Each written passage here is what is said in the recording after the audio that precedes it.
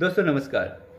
उत्तर प्रदेश के शासन प्रशासन योगी आदित्यनाथ के राज्य में प्रशंसा का पात्र है और हमेशा हम देखते हैं अखबारों में या टीवी टेलीविज़न में कि योगी आदित्यनाथ के नेतृत्व की कितनी प्रशंसा होती है और जो कि सम एक्सटेंट सही भी है। उनके आने से शासन व्यवस्था मजबूत हुआ है, लॉ एंड ऑर्डर की सिचुएशन काफ़ी सही हुई है। लेकिन कुछ एक न्यूज़ जो विचलित करने वाली है और जो सवालिया निशान खड़ा करती है योगी जी के शासन पर, उन पर भी विचार होनी चाहिए। मैं इशारा कर रहा हूँ करनी सेना को लेकर। आजकल करनी सेना टेलीविज़न पर दिखती है और इस तरह से धमकी देते हुए दिखती है जैसे मानो वो कानून व्यवस्था को मानते ही नहीं हैं। दोस्तों, विषय है राणा सांगा, जो कि एक महान क्षत्रिय थे, एक फाइटर थे।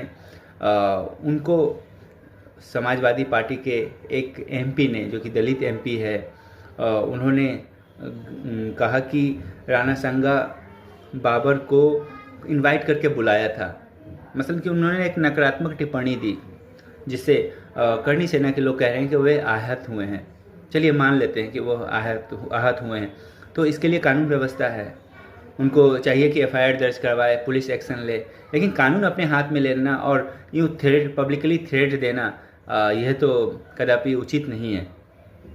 तो अब मैं सिचुएशन को थोड़ा चेंज कीजिए। अगर ये करनी सेना ना होकर कोई माइनॉरिटी क्लास का या मुस्लिम समाज का कोई और किसी तरह का सामाजिक संस्था होता तो अब तक तो सारे लोग जेल में होते। तो कानून के नज़र में सब इक्वल होने चाहिए। कानून किसी के धर्म को देखकर एक्शन नहीं लेता है और न लेना चाहिए।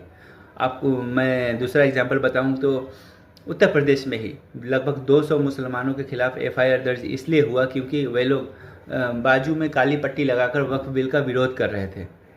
अब मुस्लिम कम्युनिटी के अगर कुछ लोग शांतिपूर्वक अगर विरोध प्रदर्शन कर रहे हैं तो इसमें गलत क्या है? उनका पूरा हक है। किसी चीज़ को उनको कानून पसंद आ सकता है, नहीं भी आ सकता है, दे हैव देयर राइट्स।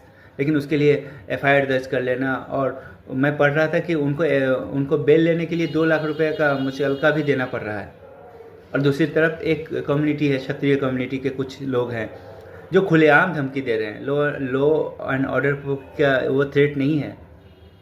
तो उत्तर प्रदेश की सरकार, जो कि अभी तक अच्छा करते आ रही है, उनको चाहिए कि ये दो रंग रवैया ना अपनाए और दोनों के लिए कानून इक्वली हो, चाहे वो मुसलमान हो, हिंदू हो। अगर समाज में थ्रेट पैदा कर रहा है, लॉ एंड ऑर्डर सिचुएशन पर अगर वो खतरा है तो उस पर एक्शन लेना चाहिए बिना उसके धर्म को देखे हुए।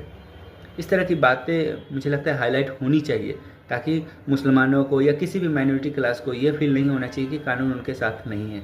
थैंक यू दोस्तों।